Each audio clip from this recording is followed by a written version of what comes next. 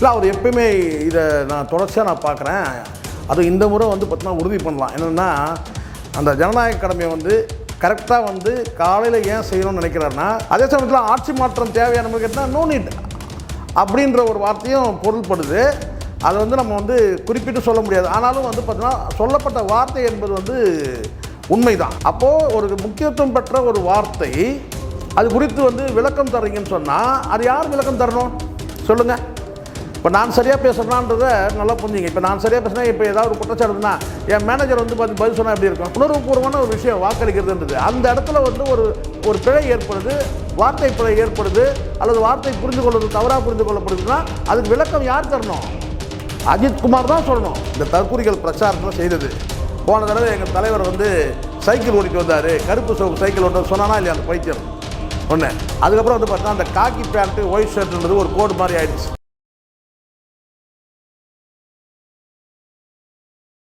Sir வணக்கம் sir. வணக்கம் sir. வணக்கம் சார். தமிழகத்தில் இன்று தேர்தல் முடிவடைந்துள்ளது.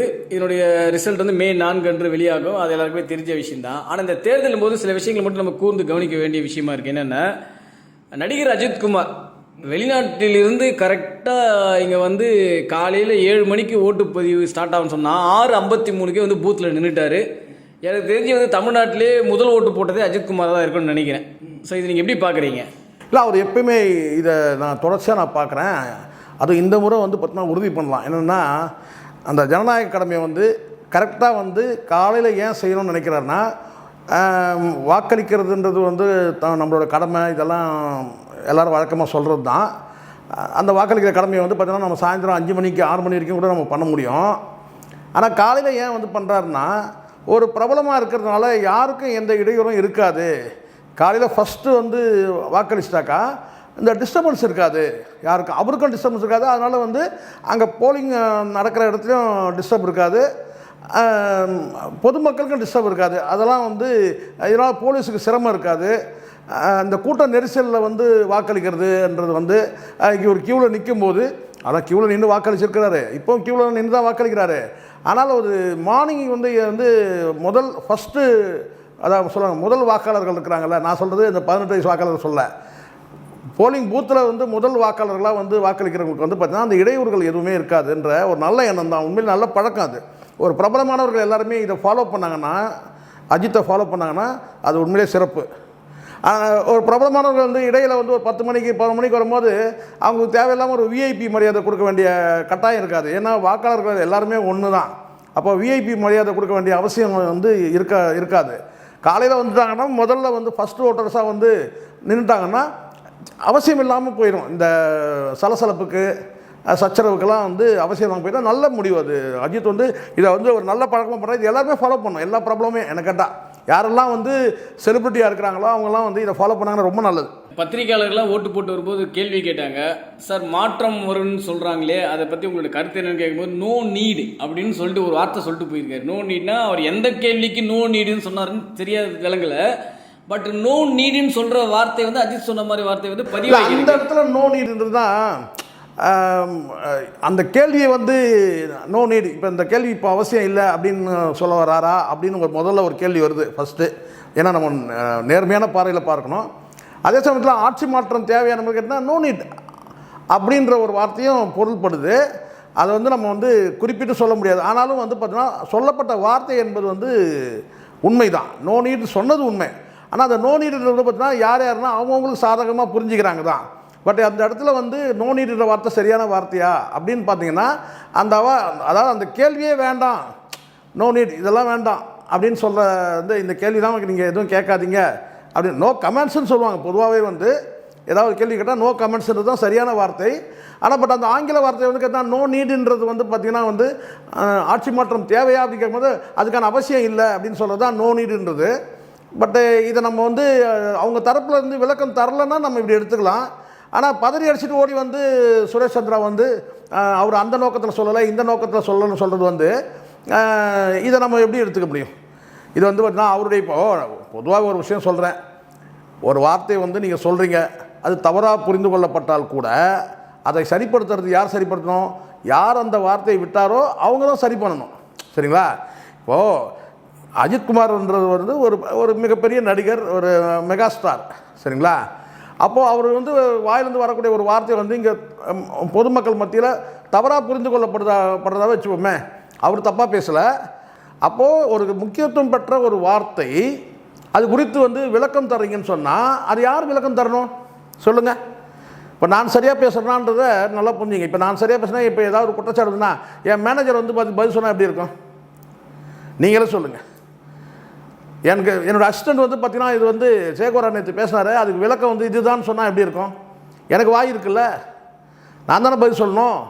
அப்போ இந்த இடத்துல வந்து அஜித்குமார் வந்து தவறாக சொல்லியிருந்தாலும் சரி, அல்லது அவர் சரியாக சொல்லி மக்கள் தவறாக புரிஞ்சுக்கிட்டாலும் சரி, அதுக்கு விளக்கம் தர்றது வந்து அஜித்குமார் தான் தரணும். மேனேஜர் எல்லாத்துக்கும் பேச முடியாது சார்.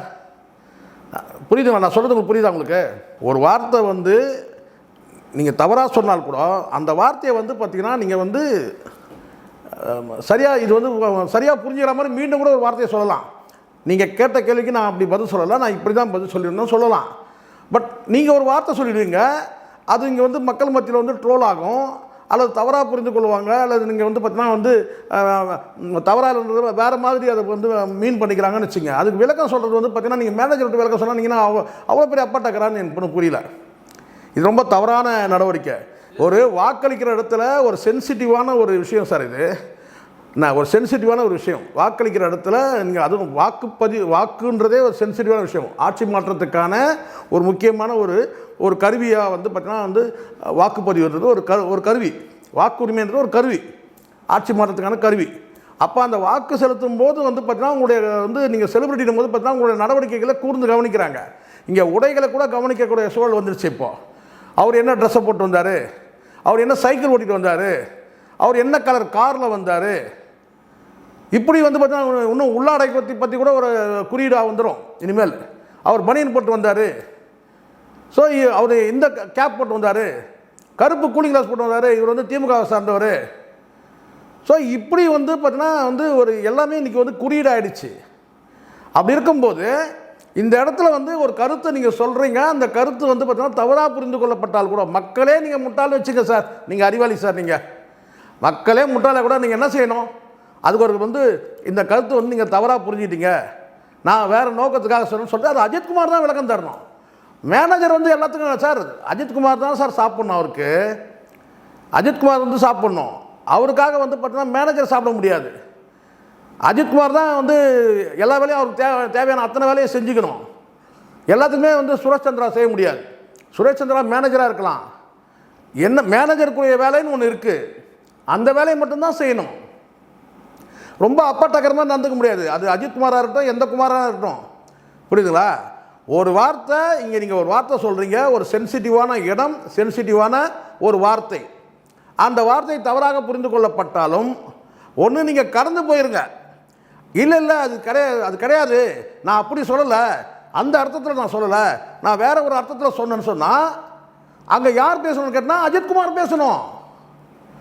அதுக்கு நான் மேனேஜரை விட்டு நான் பதில் சொல்ல வைப்பேன் அப்படின்றதுனா அவ்வளோ பெரிய அப்பாட்டக்கிறேன் நான் பேசவே முடிய மாட்டாரா இவர்? நான் கேட்குறேன், அஜித்குமார் இல்லை அஜித்குமாருடைய எல்லா வேலையும் இவர் தான் செய்வாரா? சோர்த்துன்றது அஜித்குமார் தான். அஜித்குமார் பதில் வந்து பார்த்தீங்கன்னா இவர் சுரேஷ் சந்திரா சாப்பிடுவாரா, இல்லை சுரேஷ் சந்திரா ஊட்டி விடுவாரா? அஜித்குமார் காலையில் போயிட்டு கழுவுறதுனா யார்? இவர் கழுவி விடுவாரான்னு கேட்குறேன் நான். நேரடியாக அப்படி தான் கேட்கணும். அஜித்குமார் செய்கிற வேலையை அஜித்குமார் தான் சார் செய்யணும். மேனேஜர்னா எந்த வேலை செய்யணும்னு இருக்கு. இது சென்சிட்டிவான விஷயம் வாக்களிக்கிறதுன்றது. இப்போ இந்த இடத்துல வந்து பார்த்தீங்கன்னா முதலமைச்சர் வந்து விளக்கம் தர பதில் சொல்கிறாரு. நீங்கள் ஒரு வார்த்தை சொல்லிட்டீங்க, ஒரு கேள்வி கேட்கப்படுது, அது முதலமைச்சர் வந்து அதை வரவேற்கணும்னு சொல்கிறாரு. அப்போ இந்த இடத்துல நீங்கள் வந்து யாரெல்லாம் இன்சல்ட் பண்ணுறீங்கன்னு பாருங்கள் உங்களுடைய வார்த்தையினால். அடுத்து ஒரு பதில் வருது, யார்கிட்ட? சுரேஷ் சந்திரா மேனேஜர்கிட்ட வருது. அந்த நோக்கத்தில் அவர் எதுவும் சொல்லலை, அப்படியான வார்த்தைகள் எதுவும் சொல்லவே இல்லை. இப்போ இது எப்படி சரியாக இருக்கும் நீங்கள் சொல்லுங்கள்? உங்களுடைய பார்வையாளர்களுடைய அறிவிக்கே விட்டுறேன், நான் அஜித்குமார் ரசிகர்களுக்கே விட்டுறேன். இதெல்லாம் தப்பான விஷயம். இது வந்து அஜித்குமாரே வந்து விளக்கம் தரணும் இதுக்கு. நான் சொன்னது இந்த விஷயத்துக்காக சொல்ல, இந்த விஷயத்துக்காக சொன்னேன், நீங்கள் வந்து இதை தவறாக புரிஞ்சுக்கிட்டீங்க அப்படின்னு அஜித்குமார் சொன்ன தவிர மேனேஜர் விட்டு எல்லாத்துக்கும் பேச முடியாது சார். அஜித்குமாருடைய அடிப்படையான வேலைகள், சென்சிட்டிவான வேலைகள் எல்லாமே அஜித்குமார் தான் செய்யணும், மேனேஜர் விட்டு செய்ய முடியாது. அதை புரிஞ்சுக்கணும் நல்லா. அஜித்குமாருக்கு மண்டையில் ஏற்றிக்கணும் அஜித்குமார். எல்லா வேலையுமே மேனேஜருக்கு செய்ய முடியாது. எந்த வேலையை மேனேஜர் செய்யணுமோ அந்த வேலையை மட்டும்தான் மேனேஜர் செய்யணும். இல்லை சார், இதில் இன்னொரு முக்கியமான விஷயத்தை நீங்கள் கவனிச்சுன்னு நினைக்கிறேன். இவர் ஓட்டு சேகரிக்க போது நிறைய கட்சிகள் போனாங்க. அந்த டைமில் பார்த்தீங்கன்னா அஜித்குமாருடைய ஃபோட்டோ எல்லா தலைவர்களுமே கொடுத்தாங்க அங்கே இருந்த தொண்டர்கள். சார் அதுதான் அப்போல்லாம் வந்து மேனேஜர் கரெக்டான கேள்வி, சூப்பரான கேள்வி, அருமையான கேள்வி தான். இப்போது இந்த விஷயத்துக்கு வந்து ஓடி வந்து பேசக்கூடிய சுரேஷ் சந்திரா எப்படியும் அஜித்குமாருடைய அட்வைஸை கேட்டுட்டு தான் வந்து அவருடைய அறிவுறுத்தல் அல்லது அவருடைய இன்ஸ்ட்ரக்ஷன் கேட்டு தான் வந்து இதை வந்து பதில் கொடுத்துருக்கணும். கரெக்டாக? அப்போது டிவிகேல இருக்கிற தற்குறிகள், தலைமை தற்குறி உட்பட எல்லா தற்குறிகளுமே வந்து பார்த்திங்கன்னா அஜித்தோட படத்தை வந்து பயன்படுத்திக்கிறாங்க. இன்னும் சொல்லப்போனால் வந்து வாக்கு சேகரிக்கிறதுக்கு கூட வந்து பார்த்தீங்கன்னா ஏன் கிட்டத்தட்ட எங்களுக்கு வந்து அஜித்குமாருடைய ஆதரவு இருக்குன்னு கூட பரவலாக பேசுனாங்க இந்த 2 ஆண்டுகளில். அப்போல்லாம் எப்பயாச்சும் இந்த சுரேஷ் சந்திரா வாயை திறந்துருக்கானா? எப்பயாவது வாயை திறந்து இதை வந்து நீங்கள் வந்து ஒருபோதும் வாக்குரிமை என்பது வந்து நீங்கள் சுயமாக முடிவெடுக்க வேண்டிய விஷயம். நீங்கள் யாருடைய உந்துதலுக்கும் ஏற்படாதீங்க, உங்களை சுயமாக சிந்திச்சு வாக்களிங்கன்னு சொல்கிறதுல என்ன சார் கஷ்டம்? நீங்கள் யாருக்கும் வாக்களிக்கிறீங்கள, உங்களுடைய வாக்குரிமையை வந்து பார்த்தீங்கன்னா சுயமாக சிந்திச்சு வாக்களிங்க அப்படின்னு சொல்கிறதுல என்ன கஷ்டம்? இந்த அஜித்குமாருக்கு என்ன கஷ்டம்? சரி, அஜித்குமாருக்கு வாயாக செயல்படக்கூடிய இந்த சுரேஷ் சந்திரா பேசியிருக்கணும்ல. அப்போது நீங்கள் வந்து ஒரு குறிப்பிட்ட கட்சிக்காக நீங்கள் வந்து உங்களுடைய சக்தியை விரயமாக்காதீங்க, குடும்பத்தை கவனிங்க, இதை வந்து அஜித்குமார் சொன்னார் அப்படி பேசிடணும்ல. அப்போல்லாம் விட்டுட்டு இப்போ வந்து பார்த்தீங்கன்னா அதே கரூர் சம்பவத்தப்போ நான் சொல்கிறேன், கரூர் சம்பவத்தில் ஒரு தகவல் சொல்லிவிட்டு அது தவறாக புரிந்து கொள்ளப்பட்டது, நான் எப்போவுமே விஜய்க்கு நான் நல்லது தான் நான் நினைப்பேன் அப்படின்னு சொன்னது யார்? ஒரு நேர்காணலில் வந்து ஒரு வார்த்தை நீங்கள் சொல்கிறீங்க, கரூர் சம்பவத்துக்கு எல்லாரும் தான் காரணம் சொல்லும்போது அப்போ வந்து அஜித்குமாரே சொல்லிட்டாரு விஜய் காரணம் சொல்லிட்டாருன்னு சொல்லி ட்ரோல் ஆகும்போது நான் அப்படி சொல்லவே இல்லை, எல்லாரும் காரணம் சொல்கிறேன், நான் எப்பவுமே வந்து பார்த்தீங்கன்னா நான் வந்து விஜய்க்கு நான் நல்லது தான் நினைப்பேன் அன்றைக்கி சொன்னது யார்? ஓடி வந்து சொன்னது யார்? அப்போது அஜித்குமார் வந்து டபுள் ஸ்டாண்டில் இருக்கிறாருன்னு பொருள்படுதா? 2 நிலைப்பாட்டில் இருக்கிறீங்க, ஒரு நிலைப்பாட்டில் இல்லை. ஒன்று விஜய்க்கு ஆதரவுனா ஆதரவு சொல்லிட்டு போயிட்டே இருங்க, அவங்க நான் டிவிக்காக ஆதரவு, விஜய்க்கு நான் ஆதரவு சொல்லிட்டு போ. அதை விட்டுட்டு வந்துக்கிட்டுனா வந்து இப்படி ஒரு வார்த்தை, அப்புறம் விளக்கத்துக்கு அப்படி ஒரு வார்த்தை, இப்படி ஒரு வார்த்தை, ஆட்சி மாற்றம் வேணுமா? No need. அதுக்கப்புறம் நான் அந்த அர்த்தத்தில் சொல்லலை, நான் பைத்தியகாரத்தனமா இல்லை, எல்லாத்துக்கும் மேனேஜர் வந்துடும்னா அறிவு வேணா? இது சாதாரண விஷயம் கிடையாது, இது வந்து ஆட்சி மாற்றம் சென்சிட்டிவான ஒரு விஷயம். இதில் கூட வந்து பார்த்தீங்கன்னா வந்து பினாமியா உங்களுக்கு இதுக்கு விளக்கம் தர்றது கூட சுரேஷ் சந்திரா யார்? இது கூட ஒரு வந்து பார்த்தீங்கன்னா ஒரு ப்ராக்சி, இது கூட சொல்லுவாங்க, ஆள்மாறன்னு சொல்லுவாங்க, இது கூட ஒரு ப்ராக்சி தேவையா என்ன? இதில் இன்னும் ஒரு முக்கியமான விஷயத்தை பார்க்குறேன் சார். இதே மாதிரி பார்த்தீங்கன்னா நடிகர் சூர்யா அவர்களோட ஓட்டு போட்டு வந்து do you think and research your vote அப்படின்றார். அதாவது நல்லா சிந்திச்சு செயல்பட்டு ஓட்டு போடுங்க அப்படின்ற மாதிரி சொல்கிறார் சார். காமன் சார், எல்லாருமே சொல்லலாம் சார் அந்த வார்த்தை, எல்லாருமே நான் சொல்லலாம். என்னன்னு கேட்டிங்கன்னா உங்களுடைய வாக்கை வந்து சிந்திச்சு வாக்களிங்க. சிவகார்த்திகேயன் பேசுனது, சூர்யா பேசுனது எல்லாமே நான் கேட்டேன், அதெல்லாம் சரியான வார்த்தை. சிந்திச்சு வாக்களிங்கன்னு சொல்லலாம் சார், அது தப்பு இல்லை, பொதுவான வார்த்தை. நீங்கள் இன்னாருக்கு வாக்களிங்கன்னு சொன்னால் தான் தப்பு, சிந்திச்சு வாக்களிங்கன்னு சொல்லலாம், அது தப்பே கிடையாது. சரிங்களா? அது சிவகார்த்திகேயன் சொன்னதும் நான் சொல்கிறேன். அதெல்லாம் வந்து பார்த்தீங்கன்னா வந்து சில பேர் வந்து இப்போது டிஆர் பேசுகிறாருன்னா வயசாகிடுச்சு, அவர் கேட்ட சிலதெல்லாம் கரெக்டு, என்னென்னா வந்து சீனியர் சிட்டிசனுக்கெல்லாம் வந்து நீங்கள் வந்து சரியான ஏற்பாடு பண்ணலைன்னு சொல்லி சொன்னார். இதெல்லாம் பொதுவாக சொல்லலாம். அவர் எப்பவுமே அடுக்கும்படி சிலதெல்லாம் ஓவராக போயிடுவார் சமயத்தில், அது வயசு கோளாறு. சரிங்களா? அது நம்ம பெருசாக பேச தேவையில்ல. அதே மாதிரி சிம்பு வந்தார், அவர் வந்து அவரோட டியூட்டியை செஞ்சுட்டு கிளம்பிட்டார், அவ்வளோதான். எதுவும் பதில் சொல்லவே இல்லை. ஸோ எல்லாம் அவங்க விருப்பம் சார், இதெல்லாம் பொதுவாக சொல்லலாம், தப்பு கிடையாது சார். ஆனால் ஒரு வார்த்தை கூட நான் வந்து அஜித்தை வந்து நான் சொல்கிறது என்னென்னா நோ நீட் சொன்னது வந்து எந்த அர்த்தன்றது அவருக்கு தான் தெரியும். அப்போது அதுக்கு விளக்கம் தரதுன்னா அது ஏன் அஜித்தே கொடுக்கலன்றதான் என் கேள்வி. இதுக்கெல்லாம் வரக்கூடிய சுரேஷ் சந்திரா கிட்டத்தட்ட 2 வருஷமாக வந்து பார்த்தோன்னா அஜித்தோட படத்தை வந்து பயன்படுத்தும் போது இப்போ எங்கே இருந்தான்னு கேட்குறேன் நான். இப்போ புரியுதுங்களா? அப்போ அஜித் எங்கேயோ ஒரு வந்து பார்த்தீங்கன்னா வந்து விஜய்க்கு ஆதரவாக செயல்படுற மாதிரி தெரியுதா இல்லையா? அதுதான் என்னுடைய கேள்வி.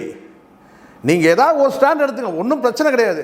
நான் வந்து சப்போர்ட் பண்ணுறேங்க ஜோசப் விஜய்க்கு, ஷாலினியோட கணவன்ற முறையில் நான் வந்து சப்போர்ட் பண்ணுறேங்க, இந்த ஒரு கிறிஸ்டியானிட்டியை சார்ந்தவர், அதனால் நான் வந்து பார்த்தீங்கன்னா நான் வந்து அவருக்கு ஆதரவு தெரிவிக்கிறேங்க சொல்லிட்டு போங்க. அது எதுக்கு டபுள் கேம் எதுக்குன்னு கேட்குறேன், டபுள் பிளே எதுக்கு, ரெட்டை நிலைப்பாடு எதுக்கு? அதே மாதிரி தான் கரூர் சம்பவத்தில் வந்து பார்த்தீங்கன்னா எல்லாருக்குமே வந்து பார்த்தீங்கன்னா வந்து அந்த சம்பவத்துக்கு வந்து பார்த்தீங்கன்னா வந்து பொறுப்பு இருக்கணும். அது எப்படி பொறுப்பு இருக்கணும்? எல்லாருமே பொதுமக்கள் எப்படி பொறுப்பு இருக்கணும்? நீங்கள் பொறுக்கித்தனம் பண்ணுவீங்க, உங்களுக்கு வந்து நீங்கள் அதன் மூலமாக வந்து உயிரிழப்பு ஏற்பட்டால் அது வந்து பொதுமக்கள் பொறுப்பு இருக்கணுமா? அன்னைக்கு பேசுறதே சரி கிடையாது தான். நேரடியாக வந்து பார்த்தீங்கன்னா வந்து விஜயை குற்றம் சாட்டுற உங்களுக்கு வந்து மனசு இல்லை. அப்புறம் ஒரு வார்த்தை சொல்லிட்டு அதுக்கப்புறம் வந்து பார்த்தீங்கன்னா வந்து நான் விஜய்க்கு எப்பவுமே நான் நல்லது தான் நினைப்பேன், நீங்கள் வந்து நான் அந்த அர்த்தத்தில் நான் அப்படி சொல்லலைன்னு சொல்லிட்டு அது ஒரு விளக்கம். இதெல்லாம் எது? இப்போ நான் சொல்கிறது என்னென்னா, இது ஒரு ஜனநாயக கடமை செய்ய வந்திருக்கீங்க. ஒரு வார்த்தை நீங்கள் சொல்கிறீங்க, நீங்கள் வார்த்தை சொன்னதில் வந்து பார்த்தீங்கன்னா வந்து அது வார்த்தை பிறந்திருக்கலாம், அல்லது வந்து தவறாக வந்து புரிந்து கொள்ளப்பட்டிருக்கலாம். அப்போ நீங்கள் அதுக்கு பதில் சொல்லலாம். ஒன்று நான் அந்த அர்த்தத்தை சொல்லலை, முடிஞ்சிச்சு. அதை விட்டுட்டு வந்து பார்த்தீங்கன்னா வந்து சுரேஷ் சந்திரா, இதுக்கு சுரேஷ் சந்திரனா சோறு நீங்கள் தானே தந்தீங்க, சுரேஷ் சந்திரா உங்களுக்கு பதில் ஊட்டி விடுவாரா, இல்லை அவரே சாப்பிடுவாரா, இல்லை வந்து அஜித்தோட எல்லா வேலையும் அவர் தான் செய்வாரா? எந்த வேலை மேனேஜர் ஒன்று செய்யணுமோ அந்த வேலை தாங்க மேனேஜர் செய்யணும். ஒரு வந்து ஒரு சென்சிட்டிவாக ரொம்ப உணர்வுபூர்வமான ஒரு விஷயம் வாக்களிக்கிறதுன்றது, அந்த இடத்துல வந்து ஒரு பிழை ஏற்படுது, வார்த்தை பிழை ஏற்படுது, அல்லது வார்த்தை புரிந்து கொள்வது தவறாக புரிந்து கொள்ளப்படுதுன்னா அதுக்கு விளக்கம் யார் தரணும்? அஜித்குமார் தான் சொல்லணும். இதில் எல்லாருமே என்ன பண்ணணும், சமூக ஊடகங்கள் திறந்தாலே ட்ரெஸ்ஸு பார்த்துட்டு, கையில் இருக்கிற வாட்சை பார்த்துட்டு, சிம்பிள் எல்லாம் பார்த்துட்டு, அவங்க என்ன பண்ணுறாங்க பார்த்துட்டு கோட் அக்செப்டட் அப்படின்னு இல்லை. இன்னொரு கேள்வி கேளுங்க, தனுஷ் அவர்கள் வந்து பிளாக் அண்ட் பிளாக்ல வந்துட்டாரு, உடனே வந்து ஒரு டிஎம்கேக்கு சப்போர்ட் அப்படின்ற மாதிரி சொல்லிட்டாங்க. இன்னைக்கு அப்படி ஆயிடுச்சு சார். அது காரணம்னா இந்த தற்கொலைகள் பிரச்சாரத்தில் செய்தது. போன தடவை எங்கள் தலைவர் வந்து சைக்கிள் ஓட்டிட்டு வந்தார், கருப்பு சோப்பு சைக்கிள் ஓட்ட சொன்னானா இல்லையா அந்த பைத்தியம் ஒன்று. அதுக்கப்புறம் வந்து பார்த்தீங்கன்னா அந்த காக்கி பேண்ட்டு ஒயிட் ஷர்ட்ன்றது ஒரு கோடு மாதிரி ஆயிடுச்சு. சில பைத்தியங்கள் இந்த அண்ணாமலை கூட இன்றைக்கி பார்த்தீங்கன்னா அந்த மாதிரி பேண்ட் ஷர்ட் போட்டு வந்து பார்த்தோம், அந்த சிபிராஜ் போட்டு வந்து பார்த்தோம். அதுதான் சத்யராஜ்கிட்ட கேட்டபோது கேட்டிங்கன்னா வந்து இல்லையா தெரிஞ்சுனா என்கிட்ட கூட இருக்குது, தெரிஞ்சு நான் போட்டு வந்திருப்பேனே என்னார் அவர், காக்கி பேண்ட்டும் ஒயிட் ஷர்ட் இருந்தது. ஸோ இதெல்லாம் வந்து குறியீடு, இதெல்லாம் வந்து தவறான வந்து பார்த்தா மக்கள் மத்தியில் வந்து தவறான விஷயத்தை பதிய வைக்கிறது. இப்போ பிரபலமானவங்களுக்கு எல்லாருக்குமே அந்த சிக்கலாக, ஏன் பிரபலம் இல்லைன்னா கூட சிக்கலாகும். ஒரு குறிப்பிட்ட உடையை உடுத்திட்டு வந்தால் அப்படி பார்த்தா பெண்கள் வந்து பார்த்தீங்கன்னா வாக்களிக்க முடியுமா சார்? நீங்கள் சொல்லுங்கள். பெண்கள் வண்ண புடவை கட்டிட்டு வரக்கூடியவங்க. அப்போ வந்து பார்த்தீங்கன்னா ஒவ்வொருத்தருக்கும் நீங்கள் ஒரு காரணம் சொல்ல ஆரம்பிச்சு, இது ஒரு தவறான நடைமுறை. இது வந்து உள்ளபடியாக இது வந்து பார்த்தீங்கன்னா வந்து தவிர்க்கப்படணும். எந்த அரசியல்வாதிகளுக்கும் யூனிஃபார்ம் என்ன கேட்டால் கரை வேட்டியே கட்டிட்டு போகக்கூடாதுன்னு இருக்குது. இப்போ இது புது ட்ரெண்டாக இருக்குது. என்னென்னு கேட்டிங்கன்னா வந்து விஜய் அரசியல் வந்தவர் தான் அவர் காக்கி பேண்ட்டு ஒயிட் ஷர்ட் போட்டு வரணும் அப்படின்றது வந்து அது அவசியமற்றது என்று நான் ஒரு பீரியடில் உங்களுக்கு தெரியுமா நினைக்கிறேன், வெள்ளை சட்டை கருப்பு பேண்ட்டு போட்டு வந்துட்டு வந்து பார்த்தீங்கன்னா அட்வொகேட் அந்த ஸ்டைலில் வருவாங்க இல்லையா, அதுக்கே ஏகப்பட்ட விமர்சனங்கள்லாம் வந்தது. அந்த வழக்கறிஞர் சீருடையில் வந்ததுக்கே வந்து விமர்சனம் வந்துச்சு ஒரு பீரியடில். ஸோ இப்போ வந்து ஏன்னா அந்த வெள்ளை சட்டை கருப்பு பேண்ட் போட்டு வந்துட்டு கட்ட பஞ்சாயத்து போகிறவங்க கூட அந்த மாதிரி சட்டையை தான் போட்டு வராங்கன்னு சொல்லிட்டு ஒரு கடுமையான வந்து ஒரு விமர்சனங்கள்லாம் வந்து கடந்த காலத்தில் இருந்தது. இதெல்லாம் தவறான நடைமுறை. இது எந்த ஒரு தொழிலை குறிப்பிட்டோ அல்லது வந்து வாக்குச்சாவடிக்கு போகும்போது ஒரு கட்சியை குறிப்பிட்டோ இந்த ஆடைன்றது வந்து ஆடை கலாச்சாரம் என்பது ஆபத்தானது. அது வந்து வருங்காலத்தில் அது தவிர்க்கப்படணும். இல்லைனா இது எல்லாரும் ஒரு பைத்தியம் போல ஆயிடுவாங்க. என்னென்னு கேட்டால் வந்து ஒரு தலைவர் ஒரு ட்ரெஸ்ஸை போட்டு அந்த ட்ரெஸ்ஸை போட்டு வந்து சிம்பாலிக்காக ஆகிடும். அது கிட்டத்தட்ட அது ஒரு பிரச்சாரம் மாதிரி ஆயிடும். இது போல பல வீடியோக்களை கண்டு மகிழ எங்களது ரீசன்ட் வாய்ஸ் சேனலை மறக்காம சப்ஸ்கிரைப் பண்ணுங்க.